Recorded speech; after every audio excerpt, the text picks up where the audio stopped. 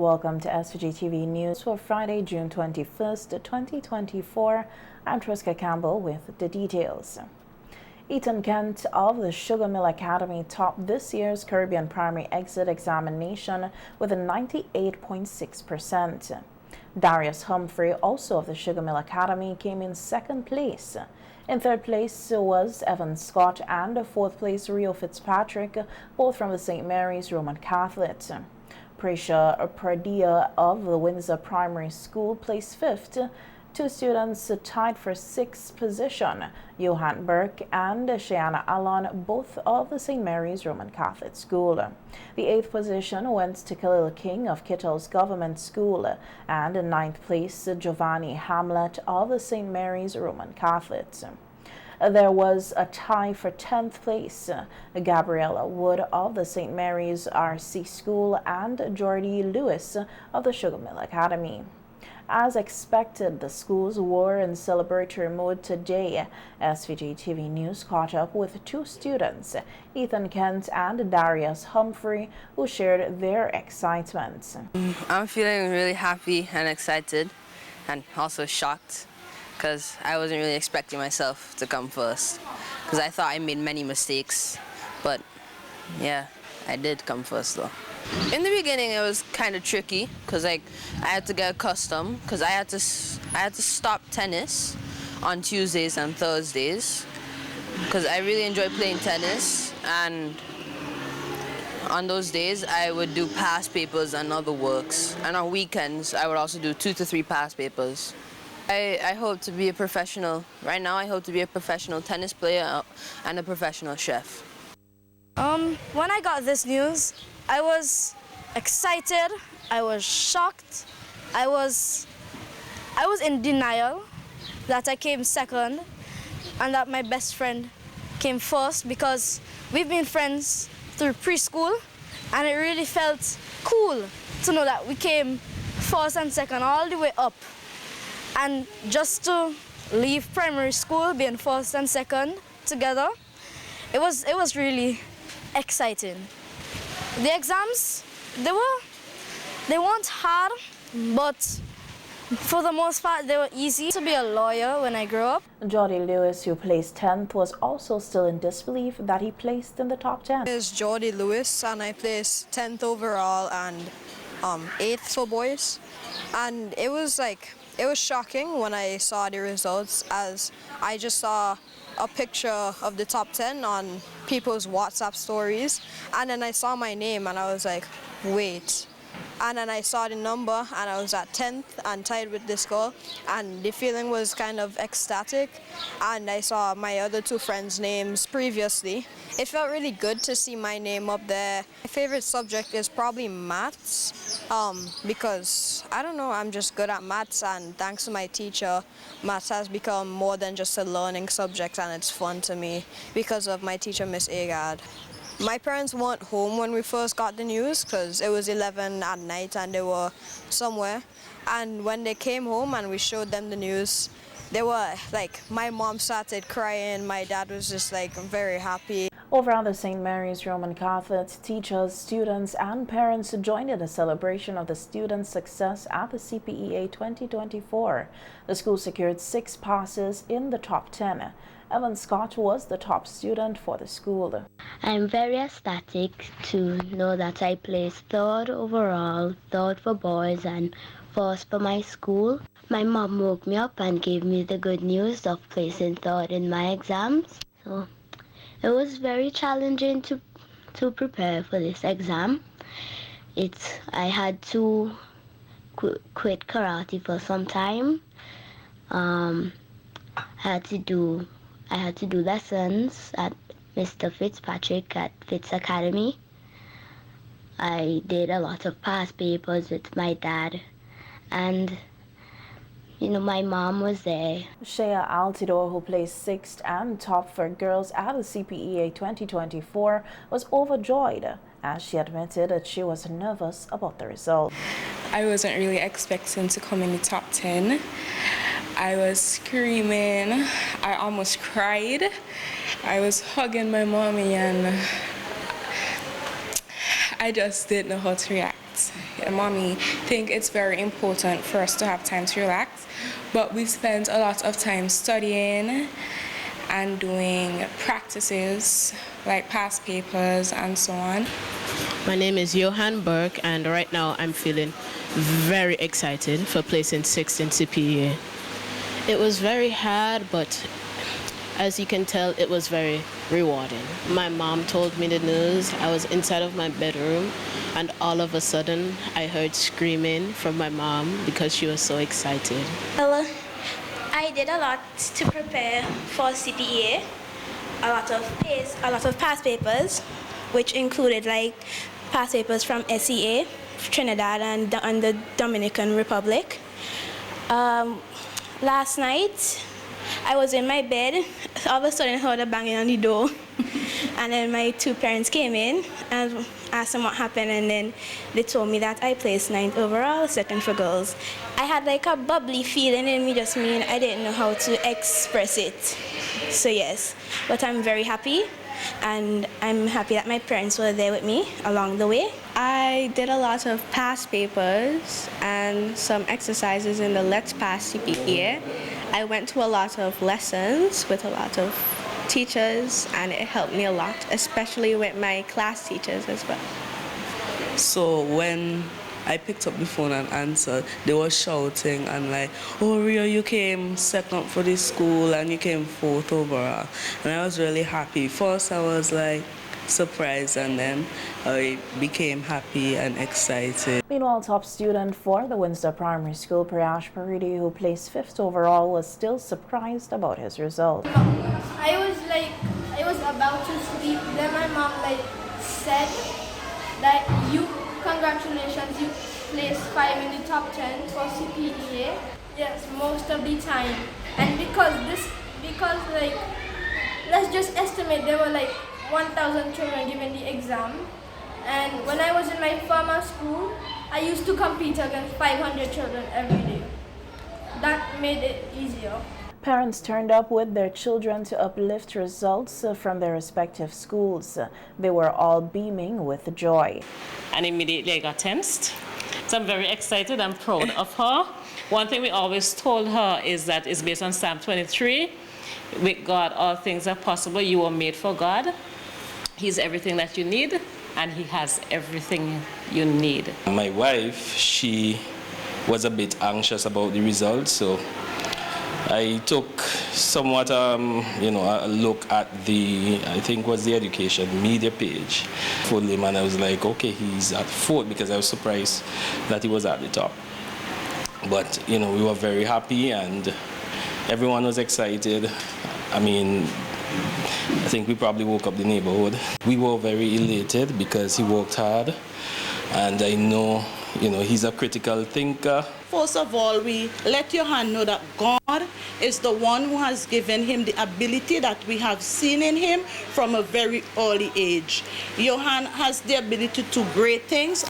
We encourage him as parents. As a father, I'm glad that I've been on the journey with her, which I can teach other fathers to never give up on their children, hard work, it pays off in the end, and to always stick up and love and support your children at all times. That my daughter placed 2nd for girls and 9th overall.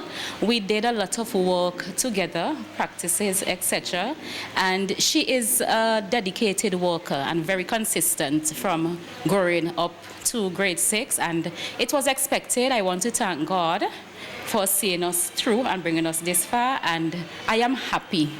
And I'm proud of my daughter, and congratulations to all the other children who did well, and we look forward to a wonderful term in September. I'm Carolyn, and yes, I'm her mommy. We were at home and we're just watching TV, and when we saw, because it was a WhatsApp message, we saw the top 10, we were just screaming, hugging, crying, laughing, all of it. It was just awesome. The acting principal and CPEA teachers of the Sugar Mill Academy would secure the 2 top positions at the CPEA 2024 are elated with the students' performances.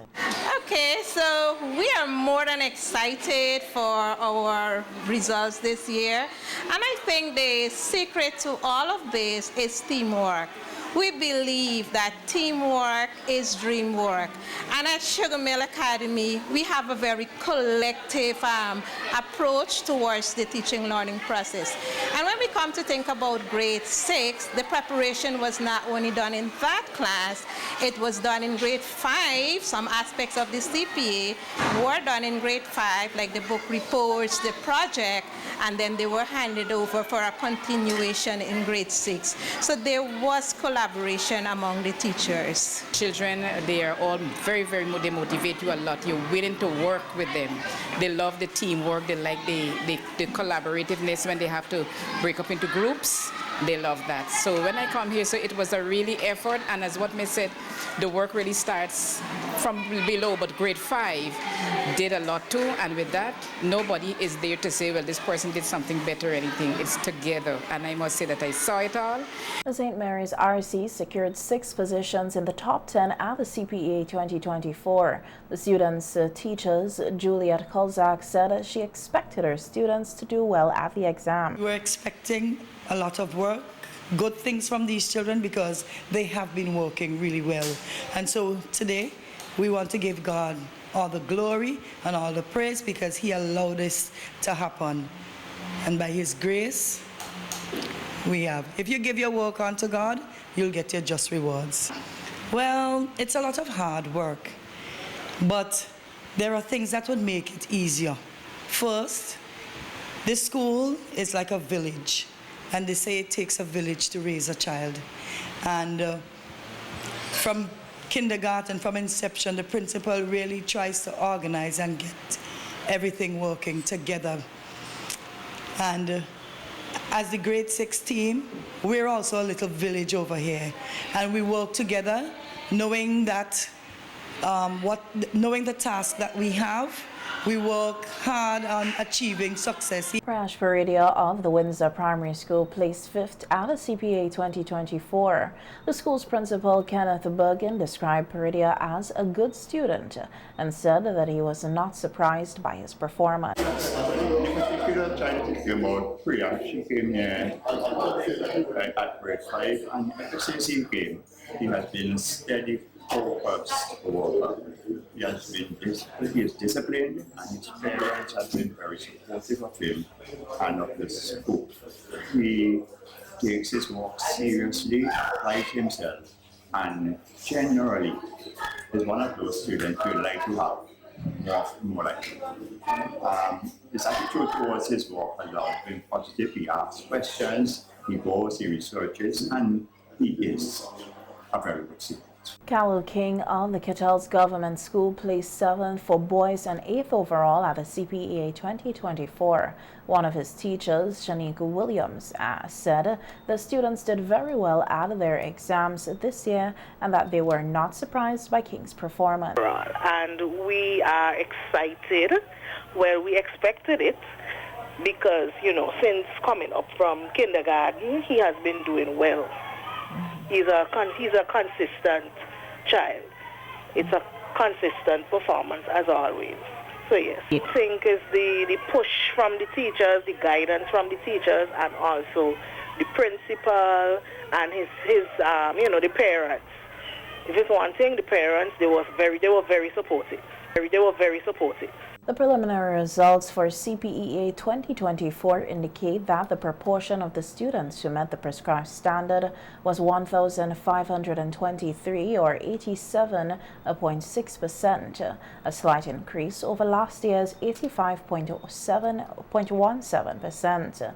This number includes 730 males and 793 females. The results also show that 54 out of 67 schools recorded a pass rate in excess of 80%.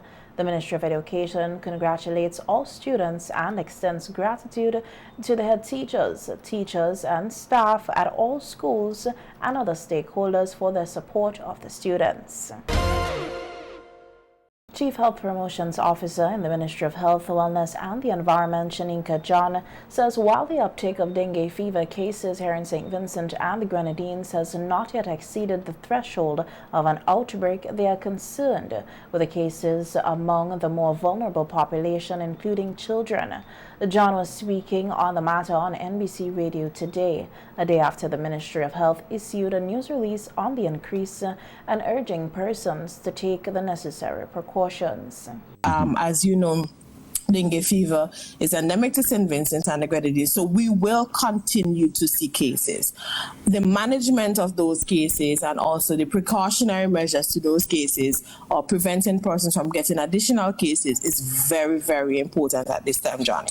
Okay, you use words like concern and threshold. Should we be worried?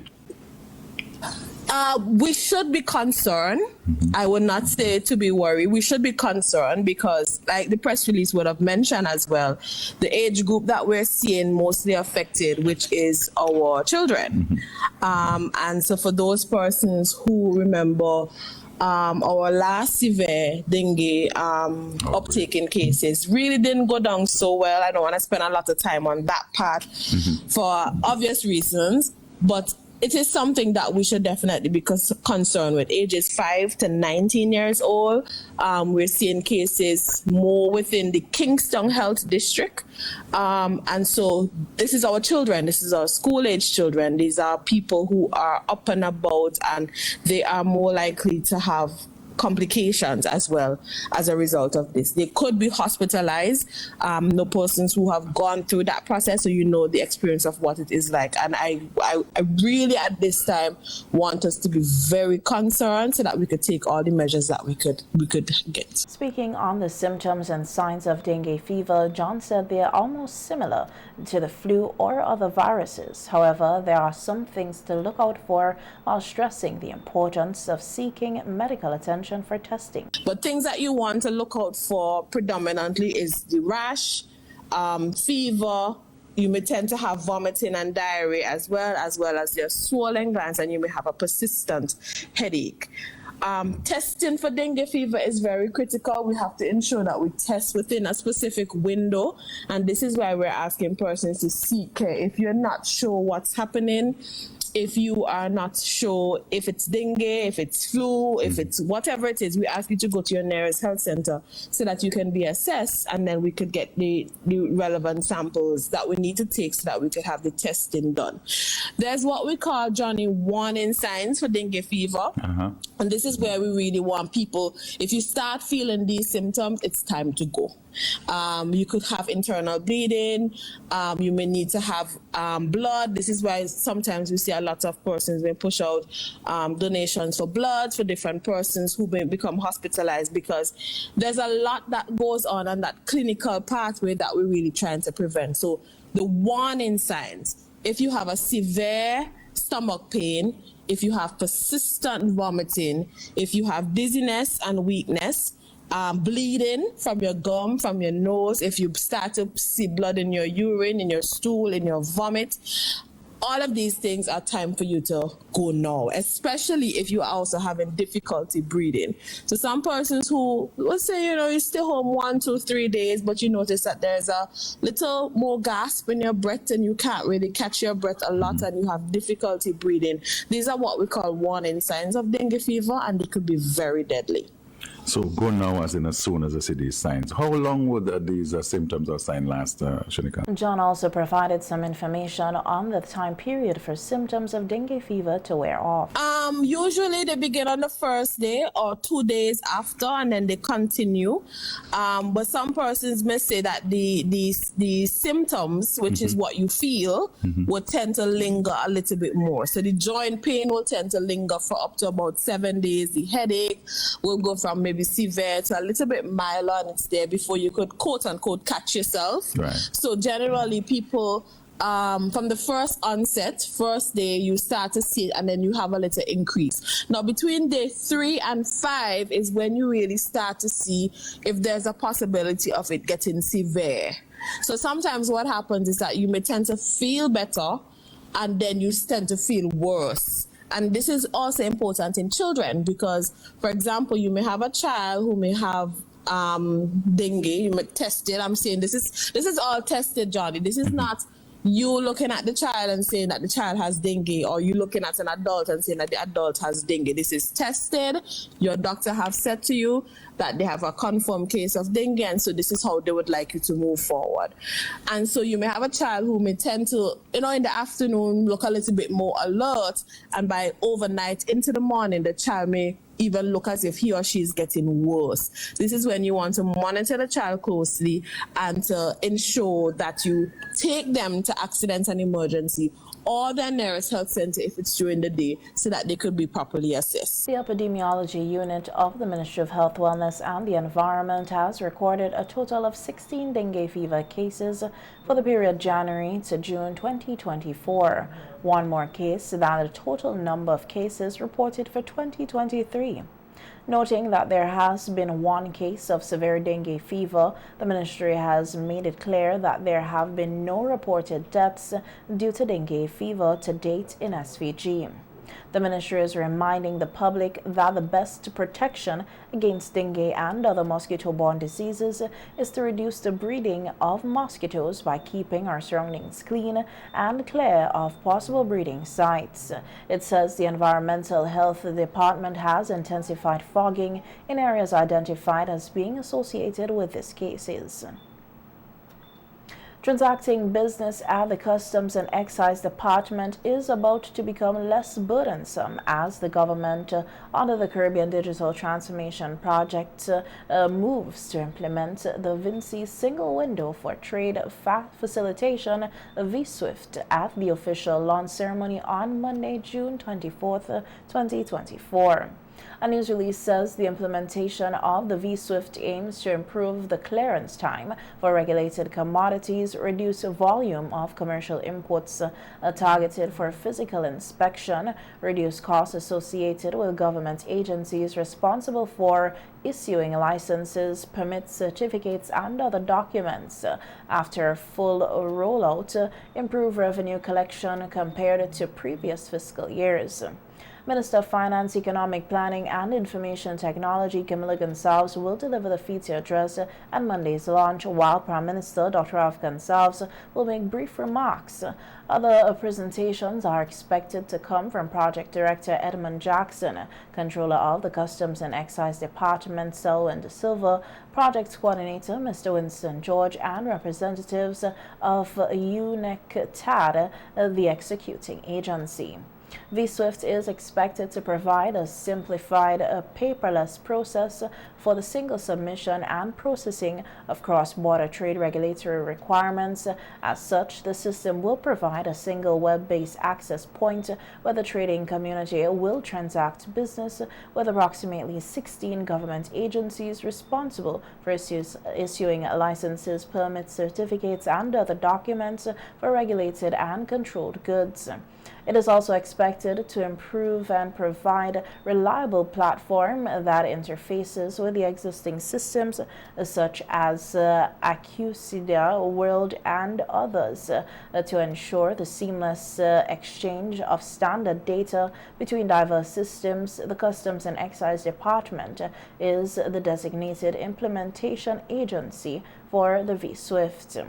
The implementation of the VSWIFT project is estimated to cost $2,338,000, 3,800 United States dollars. The system is expected to be fully implemented by June 2026. Monday's launch is scheduled for 9 a.m. at the NIS conference room. The Center for Enterprise Development, Inc. will be hosting a one-day seminar on Tuesday, July 23rd on accessing financial services. The seminar will take place at the CD's conference room. It is the second in a series of seminars being held in collaboration with the OAS Women's Economic Empowerment WE project, which seeks to enhance the capabilities of women entrepreneurs in the OECS to use and benefit from the digital economy to build sustainable livelihoods, and to which CED is the national focal point. CED says the Accessing of Financial Services seminar will provide entrepreneurs with insights into financial management and a grasp of vital tools and techniques for financial mastery, along with the ability to discern funding requirements. It is geared at enhancing participants' skills for accessing finance, including business planning and pitching. According to the CED, the one-day session will help hone their abilities to analyze and interpret profit and loss statements, to make strategic decisions and formulate effective pricing strategies that balances competitiveness and profitability. It would also help participants to develop comprehensive budgets that align with their business goals. Local entrepreneurs are encouraged to take advantage of the opportunity to be a part of the seminar. Crime Prevention Unit, the CPU of the Royal St. Vincent and the Grenadines Police Force, will host a National Crime Prevention Week on exhibition next week under the theme Building Resilient Communities Through Crime Prevention. The SVG-PF says the week's activities are designed to actively engage the general public, raise awareness, and promote collaborative efforts in crime prevention. Highlighting some of the highlights of the week include a whistle-stop event on Wednesday, June 26th, which will showcase practical crime prevention strategies and essential safety advice, and will provide members of the public with the opportunity to learn valuable tips and techniques to enhance personal and public safety. The crime prevention exhibition on Friday, June 28th, 2024 at the Central Police Station sidewalk starting at 9 a.m. The exhibition will feature a variety of crime prevention brochures, cameras, and other security apparatus presented by the police and members of the business community.